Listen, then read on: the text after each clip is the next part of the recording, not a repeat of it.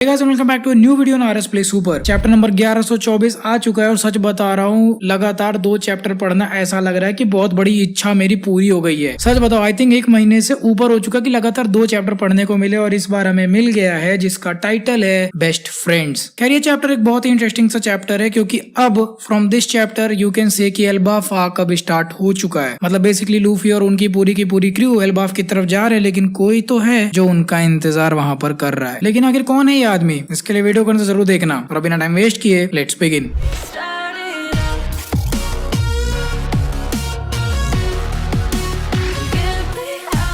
Chapter number 1124 जिसका title है best friend. इसके कवर पेज में हम देख सकते हैं कि अपनी यामाटो जो है वो किसी को किडनैप होने से बचा रही है। और पिछले कुछ वीडियो से लोग बोल रहे हैं जस्टिस फॉर यामाटो, यामाटो को छिनार नहीं बोलो। तो भाई देखो यार, अपने बिहारी स्टाइल में अगर कोई बदमाश हो जाता है तो हम उसको छिनार बोल देते हैं, तो इसीलिए हमने यहाँ पर अपने बदमाश यामाटो का नाम छिनार यामाटो रख दिया था। इसके लिए जस्टिस मांगने की कोई जरूरत नहीं है। सो चैप्टर स्टार्ट होता है of course he wants to act एक लाइन के साथ, जहाँ पर हम देखते हैं अपनी मॉर्गन चिड़िया का घर। अगर मॉर्गन चिड़िया का तुम्हें वो गुब्बारा दिख जाए तो समझ लो कि हाँ भाई अब सच में एक आग खत्म हो चुका है। यहाँ पर अपनी चिड़िया बोल रही है कि अपने पास कुछ गजब के स्पाइसी न्यूज हैं और इसके साथ तो कुछ ऐसी न्यूज रिलीज कर दूंगा कि सरकार गिर जाएगी। और यहाँ पर अपनी चिड़िया बोलता है कि लोगों के डेस्परेशन का फायदा उठा के और पेपर्स बेचेंगे। इस पे वीवी बोलती है कि इतने पे तो वेगापंक भी कुछ अपनी तहजीब रखता था यार, जो तुम यहाँ पे इतना फायदा उठाने की कोशिश कर रही हो। तो यहाँ पर मॉर्गन चिड़िया बोलता है कि वीवी देखो यार, औरत हो औरत की तरह रहो, जाके चूल्हा उल्हा जलाओ, तुम ये बैठ के यहाँ पे मुझे ज्ञान नहीं पेलो। जिस पे वीवी उसको बोलती है कि बहन जो तुम चिड़िया साले बड़ी सी हो गई हो, तुम्हारे अंदर दिमाग नहीं है, दिन भर क्वैक क्वैक करती रहती हो। यहाँ पे यॉपॉल जैसा कि तुम जानते हो ड्रम आइलैंड का जो किंग था वो भी यहीं पर वीवी के साथ छुपा हुआ है। तो वो बोलता है कि वीवी देखो यार थोड़ा शांत हो जाओ, नहीं तो अगर इस चिड़िया ने हमें पेल दिया तो हम कहीं के नहीं रहेंगे। खैर इस पे मॉर्गन चिड़िया बोलती है कि हम इस चीज को जाने नहीं दे सकते, अब तो सच भी सबके सामने आ चुका है कि पूरी दुनिया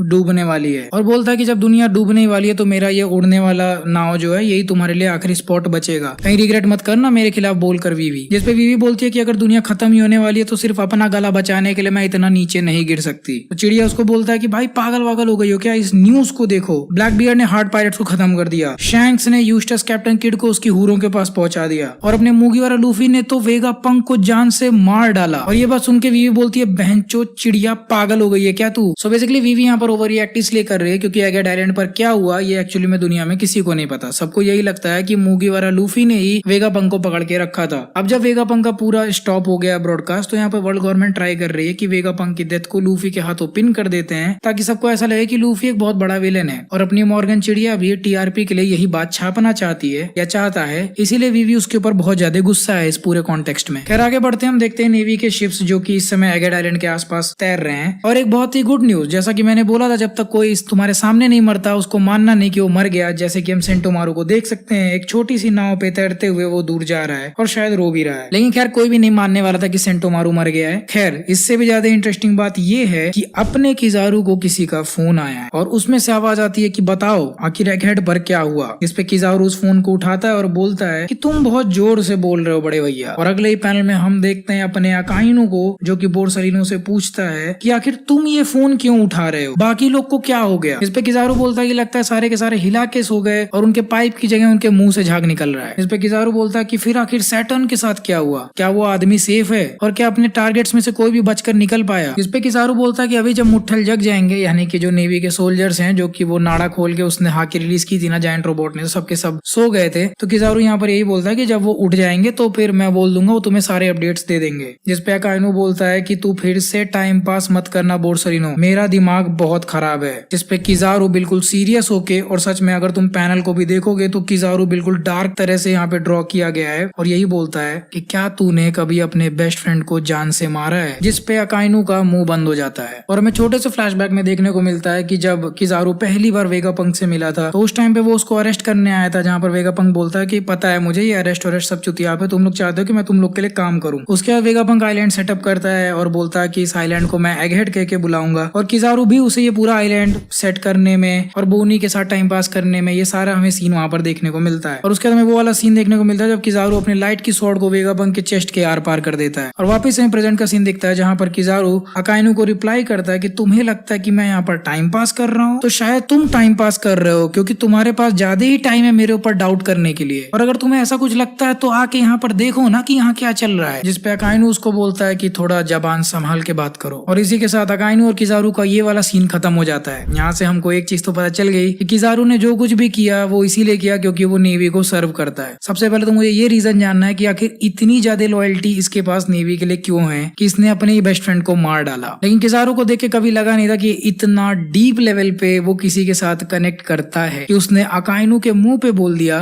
कि गांड में दम हो तो आके यहाँ पर देख लो, वहां से ज्ञान पेलने से कुछ नहीं होता। खैर उसके बाद हम देखते हैं अपने जायंट्स की शिप और अपनी छोटी सी 1000 सनी भी वहीं पर है, और अगर 1000 सनी इतनी छोटी लग रही है तो इमेजिन करो भाई जायंट्स की शिप कितनी बड़ी होगी। तो यहाँ पर जिम्बे इस समय लूफी की शिप को चला रहा है और बोलता बहुत शांति है, लगता है पार्टी सच में खत्म हो गई, सब लोगों ने बस एक ही बार ड्रिंक किया और रुक गए। और ये चीज बहुत ही अजीब है कि लूफी इतने जल्दी शांत होकर बैठ गया है, हमने गोल को अचीव करने में फेल हो गए। और बेसिकली इनके गोल से इनका मतलब है कि ये वेगापंक को जिंदा वहां से निकालने वाले थे। इसमें फ्रैंकी बोलता है कि हम क्या करें, 5 एल्डर, CP0, सेराफिम हर कोई था जो हमारे गांड के पीछे पड़ा हुआ था, हम कहाँ से 5-5 वेगापंक को वहां से बचा के निकलेंगे। और ये चीज सुन के जोरो बोलता है कि लगता है लूफी कुछ ज्यादा ही भावुक हो रहा है, अब वो एक एम्परर है, एक बूढ़े आदमी के मरने से उसे इतना फर्क नहीं पड़ना चाहिए। एंड जोरो बिंग जोरो, मैं क्या बताऊं, ये चीज बहुत ही ज्यादा सच है। लूफी कोई छोटे मोटे काम करने के लिए नहीं निकला है, उसके ऊपर लिटरली नेवी का ऑलमोस्ट सबसे बड़ा बाउंटी लगा हुआ है, तो इस तरह से उदास होकर उसका काम नहीं चलेगा। लेकिन तभी अचानक से अगले सीन में हम देखते हैं कि लिलित उठ गई है और उसको देख के हर कोई बहुत ही ज्यादा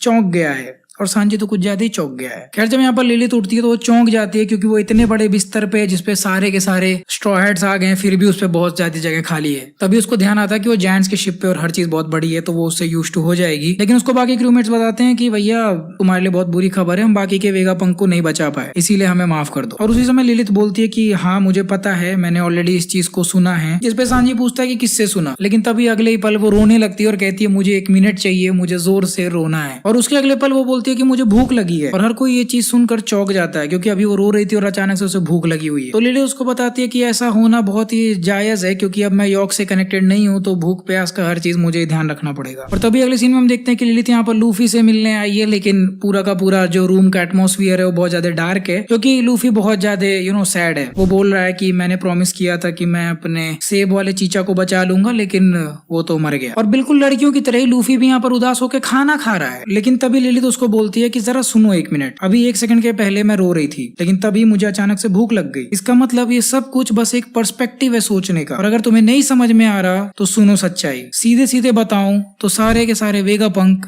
जिंदा हैं। और ये चीज सुन के सारे के सारे स्ट्रॉ हैट्स चौंक जाते हैं, इवन मैं भी। सब जोर से चिल्लाते हैं व्हाट नानी, हाउ इज दिस पॉसिबल। तो लिलित उसको आगे एक्सप्लेन करती है कि बेसिकली मैं ये बोलना चाहती हूँ कि तुमने अपना प्रॉमिस पूरा किया है और इसीलिए रंडी रोना बंद करो और एंजॉय करो। और ये बात सुन के लिटरली लूफी खड़ा होकर नाचने लगता है और बोलता है ओए giants, thanks for helping us. और उसके बाद वापस से इनकी पार्टी चालू हो जाती है, खाना और दारू आ रहा है, और रॉबिन भी हमें बहुत टाइम बाद देखने को मिलती है। बहुत सारे लोग सोच रहे थे कि सैटर्न उसको किडनैप कर लिया है, लेकिन रॉबिन एकदम सेफ है, कई बार वो गायब होती रहती है वैसे भी सीन में। और यहाँ पर वो चॉपर को पकड़ के खेल रही है उसके साथ। लूफी यहाँ पर बोलता कि वेगापंक ने बेसिकली बोला था कि जो कोई भी वन पीस को खोजेगा वो दुनिया हिला देगा। इस पे जायंट्स उससे पूछते हैं कि तुम्हें क्या लगता है कौन उसे खोजेगा। इस पे लूफी बोलता है कि भूल गए क्या, इसीलिए तो मैं इस दुनिया में निकल कर आया हूँ और मुझे कोई फर्क नहीं पड़ता कि तुम मेरे साथ हो या मेरे खिलाफ हो, क्योंकि मैं डेफिनेटली किंग ऑफ पायरेट्स बनूंगा। और ये चीज सुन के सारे जायंट्स खुश हो जाते हैं और उससे चीयर्स करते हैं। लेकिन सच में लूफी भाई ये तरीका नहीं है बात करने का जो तुम्हें अभी बचा के लेके आया, गांड फटी हुई थी तुम्हारे पूरे क्रू की, जिंदा नहीं निकलते तुम लोग वहां से, और अब निकल आया तो ज्ञान पेल रहा है यहाँ पे उनकी शिप पे। इसके बाद हमें एडिटर्स नोट में देखने को मिलता है, और इस बार का नोट सच में बहुत ही अलग तरह से ड्रॉ किया गया है। आई थिंक जब से मैंने मांगा रिव्यू करना स्टार्ट किया तब से पहली बार मैं देख रहा हूँ कि इस तरह से एक पन्ने के स्क्रोल पर लिख के आ रहा है, जहाँ पर ये लिखा हुआ है कि इस तरह से शिप अब नॉर्थ ईस्ट की तरफ मुड़ती है और हम बरसों से इंतजार कर रहे हैं जायंट्स के लैंड पे अब एंटर करने वाले हैं, एक ऐसी कंट्री जिसे हम एल्बाफ के नाम से जानते हैं। और उसके बाद हमें अगले सीन में एक छोटे से परछाई में दिखता है कि एक आदमी बैठ के यहाँ पर दारू पी रहा है और बोल रहा है कि चलो अब आ भी जाओ। और लास्ट लाइन, आखिर एल्बाफ पर उनके लिए कौन इंतजार कर रहा है के साथ चैप्टर नंबर